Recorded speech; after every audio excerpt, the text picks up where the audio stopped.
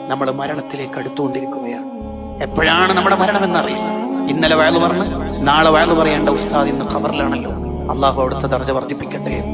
എന്നാണ് നമ്മുടെ ലാസ്റ്റത്തെ ശ്വാസവും തീർന്ന് ഈ ഭൂമിയിൽ നിന്ന് പോകുന്നതെന്ന് നമുക്ക് ആർക്കും ഡേറ്റ് ഇല്ല, നിശ്ചയമില്ല. നമുക്ക് വേണ്ട കഫം കൂട ഏതെങ്കിലും ഒരു ഷോപ്പിൽ ഉണ്ട്. നമ്മൾ ഏത് പള്ളിക്കാട്ടിലാണ് കിടക്കുന്നതെന്ന് എന്നതുവരെ നമുക്കറിയില്ല.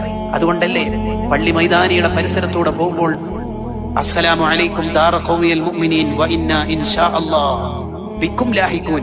അല്ലാഹു ഉദ്ദേശിച്ചെങ്കിൽ ബിക്കും ലാഹിഖൂൻ, നിങ്ങളുടെ അടുത്ത് തന്നെ ഞാൻ കിടക്കുന്നു. ഇത് ഏത് പള്ളിക്കാട്ടിന്റെ അടുത്തോട് പോകുമ്പോൾ ചൊല്ലണം. ചിലപ്പോ അവിടെയാണ് നമ്മൾ മരിച്ചു കിടക്കുന്നതെങ്കിലോ ആർക്കും അറിയില്ല.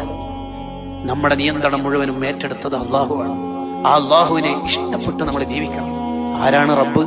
ഉമ്മയുടെ വയറ്റിൽ നമ്മളുള്ള കാലം മുതൽ നമുക്ക് വേണ്ടത് അതത് സമയത്ത് നോക്കി തന്ന് ആ കാലത്ത് വേണ്ട ഫുഡ് ആ കാലത്ത്, പിന്നീട് മുലപ്പാല്, പിന്നീട് ചെറിയ ലഘുഭക്ഷണം, അങ്ങനെ ഓരോ കാലത്ത് ഇന്ന് രാത്രത്തെ ഫുഡ് വരെ സംവിധാനിച്ച റബ്ബ്.